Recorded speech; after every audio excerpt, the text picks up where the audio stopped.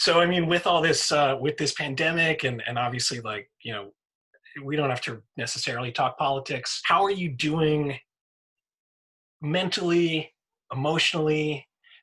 How do you feel today versus, you know, this time last year? I mean, I feel kind of nuts, honestly. I mean, mentally, I think I'm doing okay. Mhm. Just because, as you know, being a father, like when you have, my daughter was born March 27th. I was going to be home anyway. Right. And I knew that, like, we weren't able to leave because, where are you going to go with a newborn infant? But like 12 days after my daughter was born, my wife got like fired. Dude, it's been crazy. So I basically was able to get a drum room built in my garage. So that's been saving my sanity. Mm-hmm. I never knew how hard it was raising a child. Like, I'm the full-time caregiver right now. Because I'm now in my wife's office, which is the attic. She's up here all day, so I'm with the baby, and it's just crazy how hard it is to get anything done when you're just staring at this bundle of joy, Yeah, it's impossible. It's impossible. Is there anything that you've learned in these 6 months about time management, like big or small? Because I know for me, I'm like, whether it's nap time and I'm like, okay, nap time, I got to do something.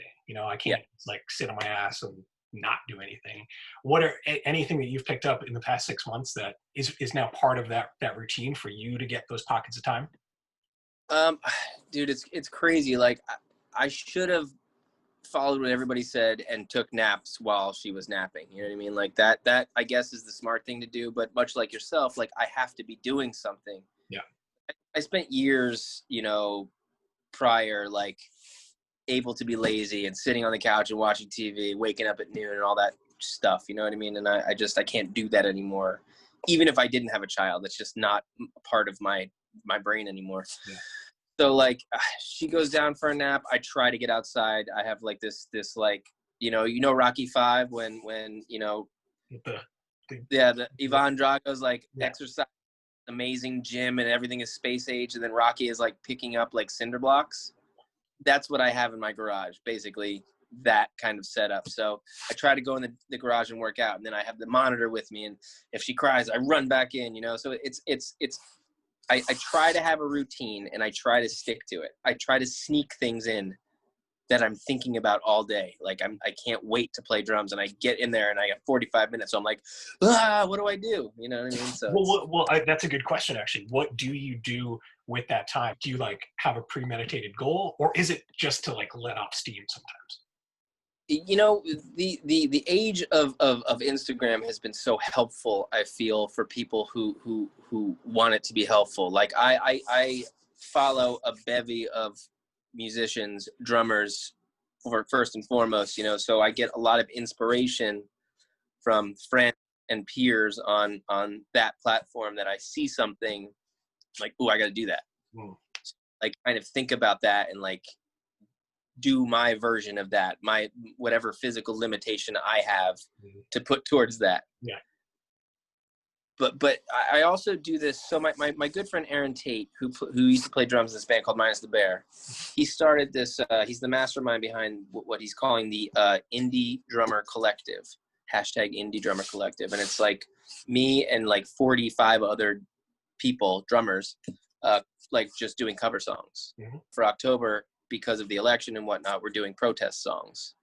So we're picking a protest song to just do a drum cover over, and so I get in there and do my creative stuff where I'm like nerding out on other drummers and like trying to come up with interesting stuff. But then I have my days where I'm like, all right, I got to record this song. I got to get this done. So it's that's been like a fun thing to do. I've never done that before. Learning drums and playing drums for as long as I have, I've never been one to play along to a song. That's such a great outlet. And it's, I mean, Instagram is really showing us a new music community. If anybody does not know, you are the drummer in Thursday. You guys have been around, obviously some stops and starts there, but what, 20 plus years? 20 plus years, yeah. So that's 20 years of writing original music. Yeah. And then also, picking up a ton of gigs. How long have you ever gone without a gig? It's weird. Like there was, I believe it was 2016 or 2015. I had just this boy band that I was hired to be the drummer for, called The Wanted. They were amazing, awesome dudes, all from the UK. They had broken up. You know, I was with them for a few years, and I was like, what am I gonna do? And like, there were no gigs coming up, and like I was like 2 weeks home, and my wife, you know, living in Brooklyn, we're paying a buttload in rent. And I was like, you know what, I should probably get a job. So down the street from me, a couple of friends owned this set shop company called All Sorts, Mm-hmm. and where you build sets for photo shoots and, you know, whatever prop styling shit like that. So I did that, and I did that for like almost a year with no. Like I just wasn't taking any gigs, like, and I'll be honest, like nobody was banging on my door. You know what I mean? So it wasn't like I was beating them off with a stick. You know what I mean? So, and then finally, you know, I kind of got sick of it, and I yellow card.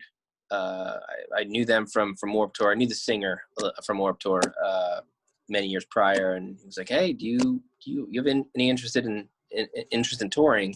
We're putting out a new record and we need a drummer." And I was like, yeah, sure. So I flew out to LA and I got that gig. But back to your question, I would say a year.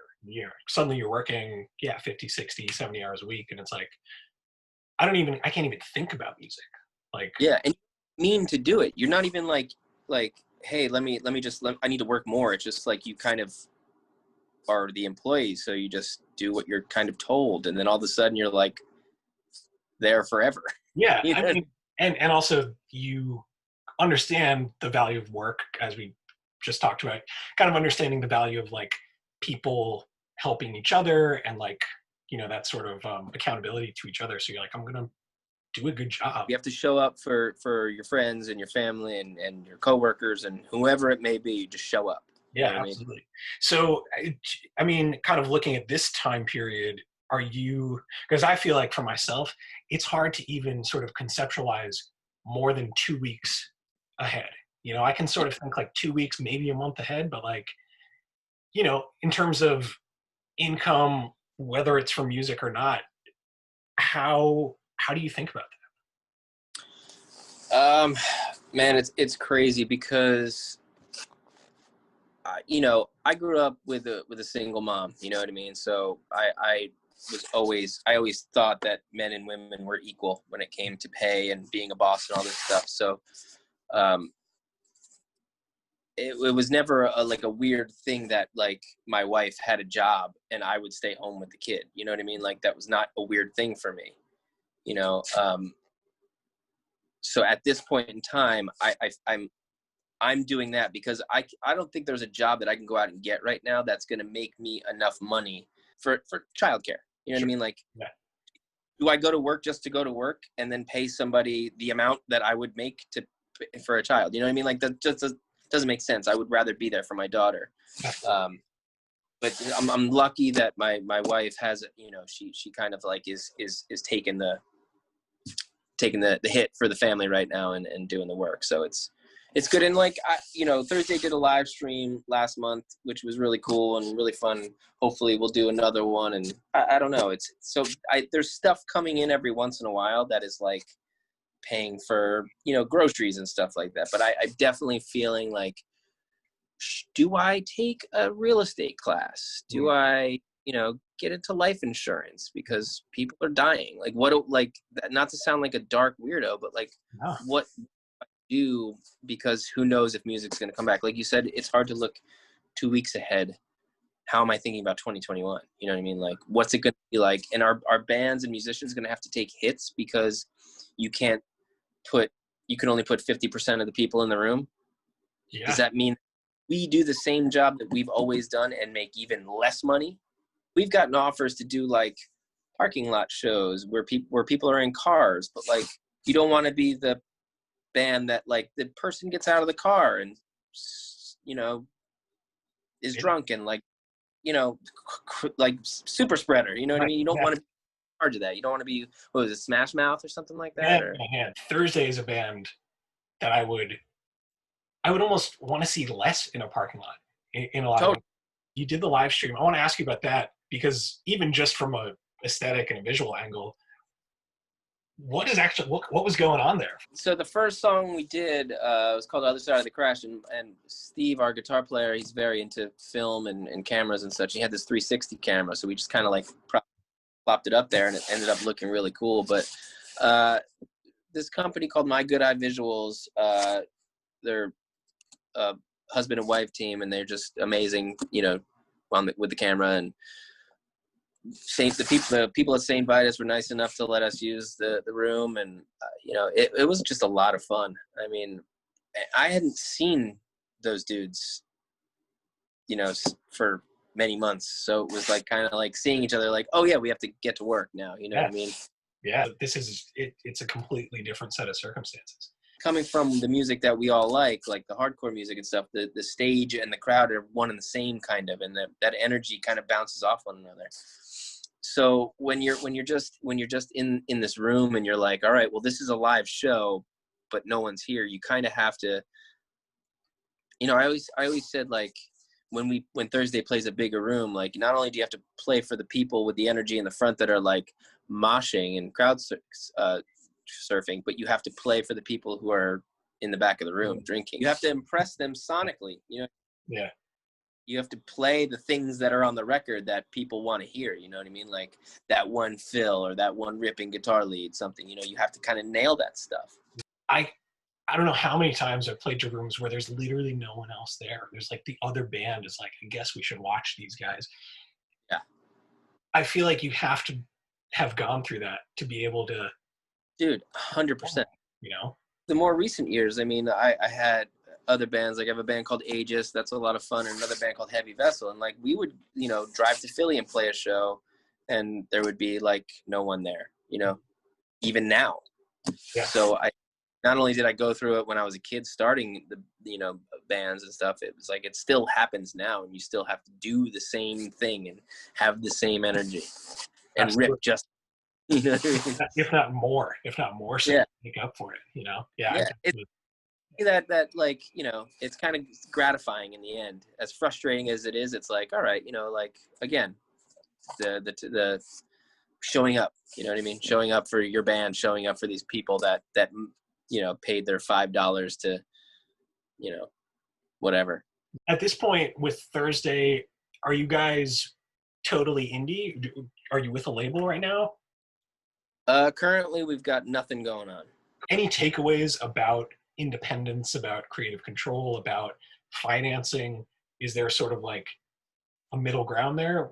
I think that luckily I was in a band that we were going to do what we were going to do no matter what anybody said. Mm. You know, we bent a little bit here and there and bent the other way here and there, you know, but I mean, the music industry is a very hard industry to be in, and it's very fickle, and it's art in general is so hard because you take it so seriously, and someone says something bad about your art and you really take it to heart. You know what I mean? Like if you're working a normal job, like if I was at, you know, working at the set shop and someone said, "Oh, your set looks like shit," I'd be like, I don't care. Yeah. Yeah. But it seems like, you know, throughout your career, it's been important to you to just keep creating and keep like with Aegis, Heavy Vessel. I think around the time that we were hanging out, I think Get Involved had either just started or were sort of like starting. Yeah.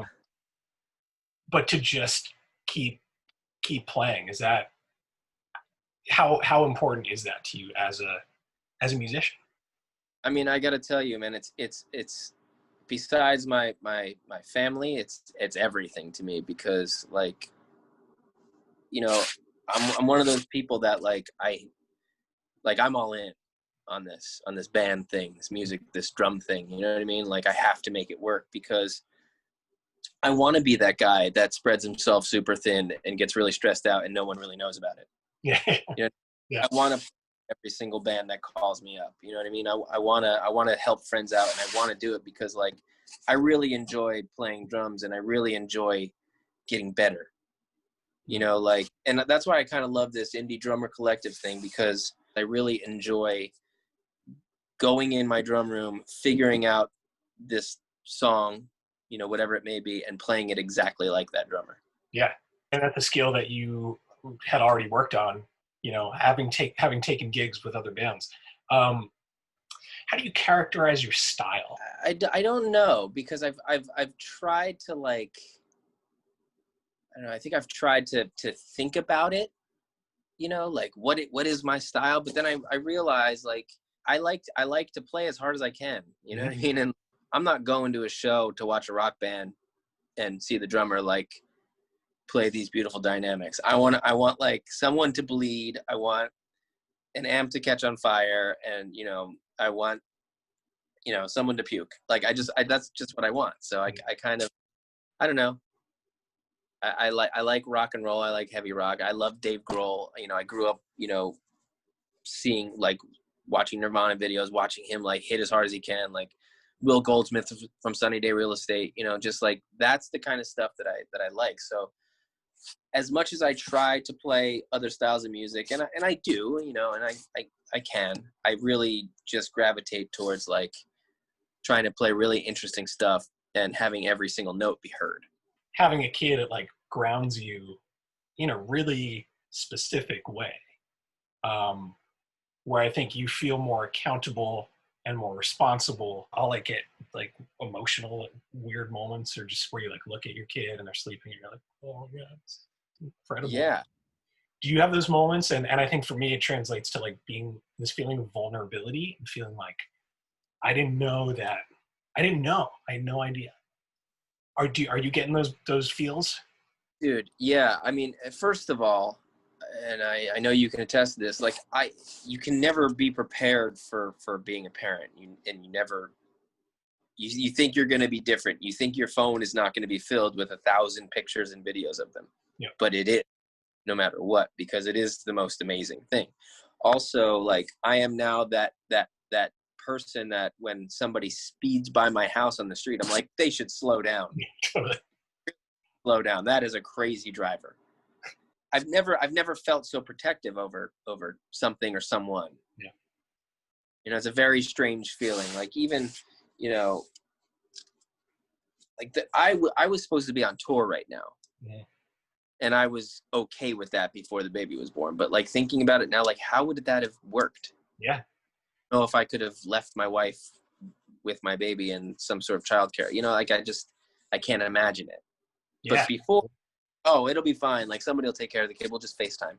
I feel like it's a realignment of priorities where you thought, or I thought, you know, you have your list of stuff in your life, and then this thing just like plops right to the top. Yeah. With no question. And you think that you know you're going to love your child, you know what I mean? You know you're going to have this connection, but you think, you know, speaking of like plopping her or him on top, you know, whatever, you think that like, oh, well, there's a place, you know, she can go in here for a while, you know. Yeah. But no, like right from the start, you're just like, oh my God. Absolutely. You're number one, no matter what.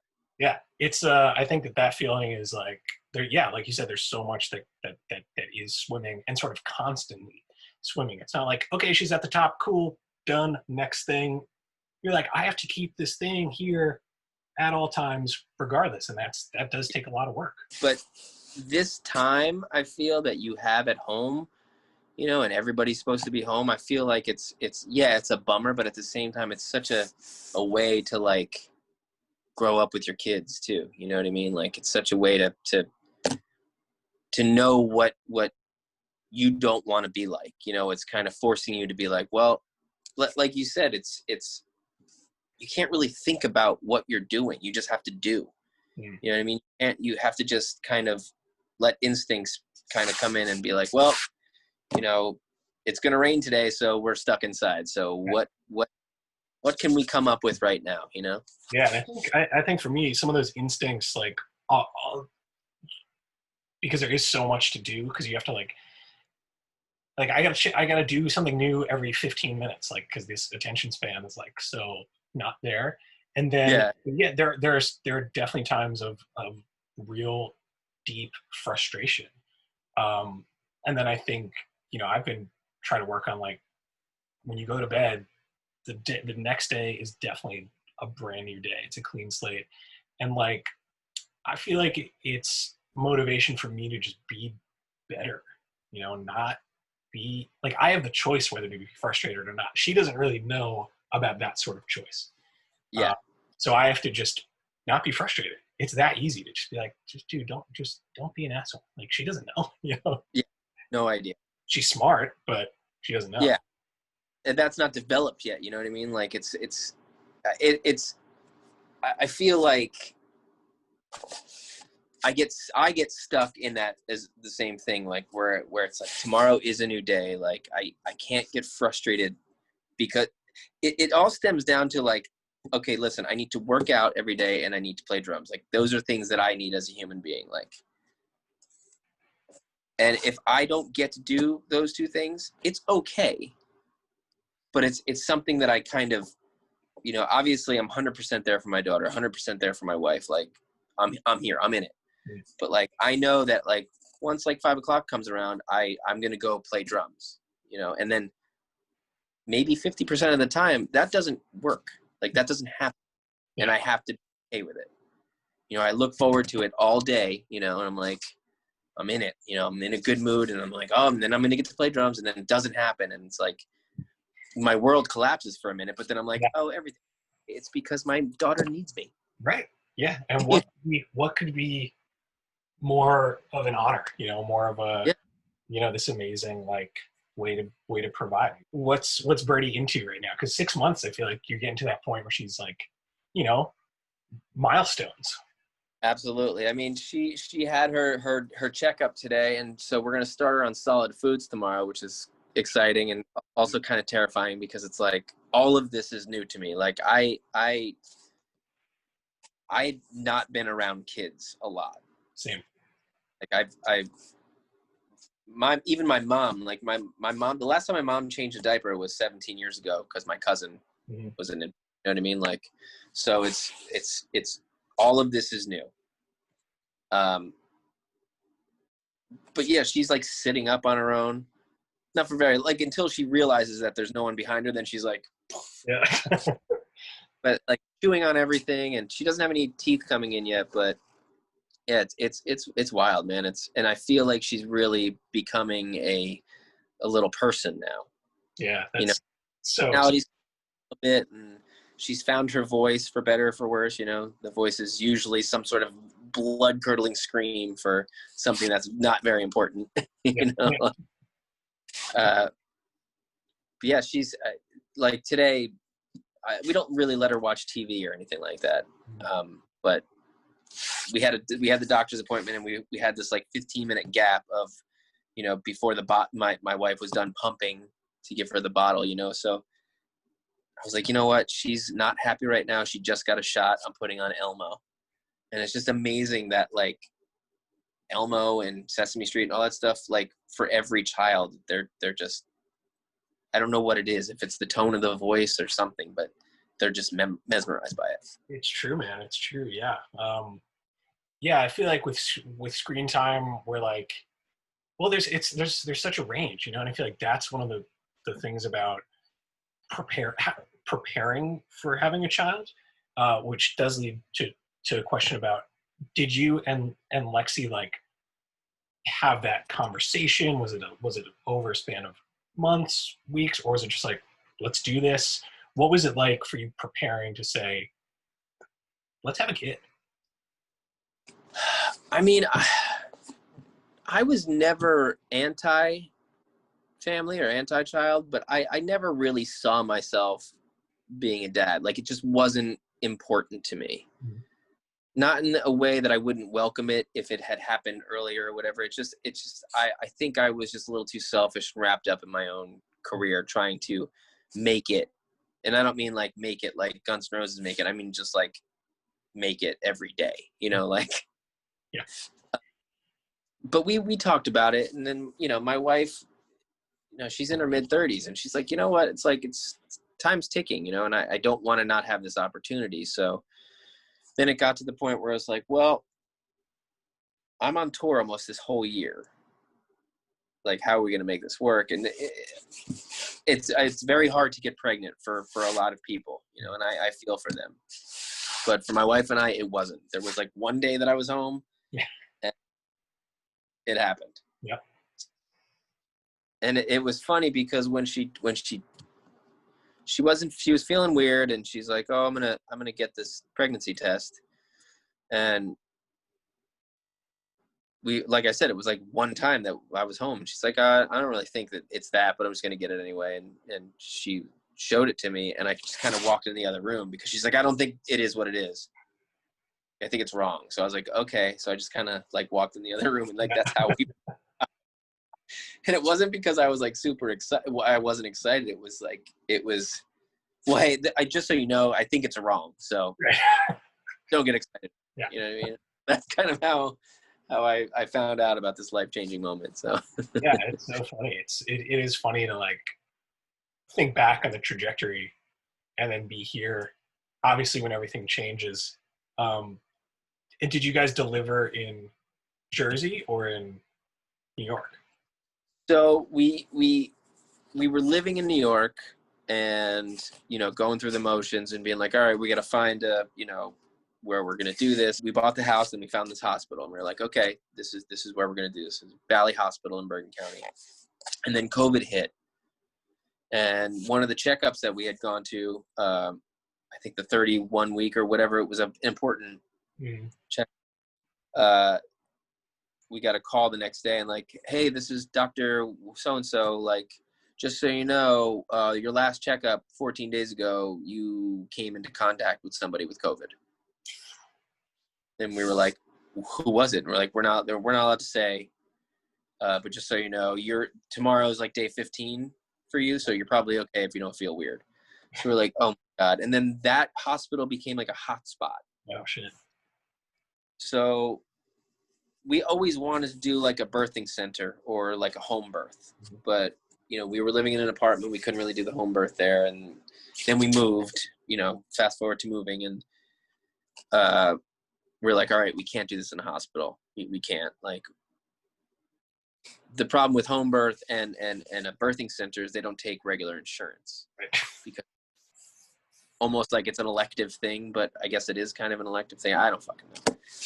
But because of COVID, insurance covered this amazing birthing center in Morristown. We had a whole room to ourselves. I was allowed in because that was the other thing. Like, we had a doula as well, and the hospital was not going to allow me or the doula in. So it was going to be my wife solo, which is tough. You know, it's tough to do it with him. My mom gave birth to me solo, and she said it was impossible. So I was like, there's no way I'm not going to be in the fucking room. My first child, you know, maybe my only child, who knows? Everything went smoothly, and I was literally home with this tiny peanut baby 4 hours later. Wow. Came out in a bathtub, all natural, and then they cleaned her up, and they were like, see you later. Yeah. That's amazing. I remember like driving home, like white knuckling it the whole way, being like, oh my God, there's a baby in the car that's like 4 hours old. Yeah. Like, not like day old, like hours old. And it was just such a mind fuck. So far so good coming back to New Jersey then, huh? Yeah. It's been really great, and, you know, I'm happy to be here. I do miss the city. I really do. I do miss being in Brooklyn. I miss my friends, but since we're in this pandemic right now, like, nothing is happening in the city. Right. Like, not cool shows every night that I would like to go to. You know what I mean? Like, when we lived in Brooklyn, you know, if somebody was in town that you were friends with, you'd be like, all right, I'll be there in 15 minutes. Yeah. You know?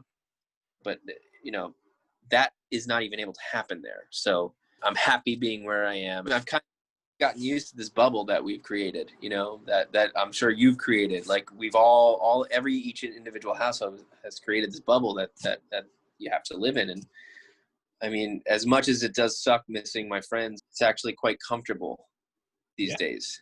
And I kind of am so into seeing the leaves change, you know, and just enjoying that, you know, which makes me feel like and sound like an old man, but it's what we have, you know, it's the best we can do. If you're aging, I mean, we're all aging, right? It's like, if you're going to age gracefully. And, you know, for anybody who follows you on Instagram, you know, you got deer, it looks like. You're in the backyard. Like, you know, maybe when we were coming up, starting to play music and doing that VFW hall thing, and you know, you would never in a million years think that this is where you'd be at this time, but that's kind of beautiful and awesome, you know. Absolutely, man. This is like the path. I mean, and I'm sure when you got out, like all your friends were kind of like, oh man, you know, but now they're probably like, oh, you have deer. People raise kids in the city, and I admire that. You know, I just can't imagine that right now. Seems like you guys are staying sane, which is like kind of the you know, what we have to do these days.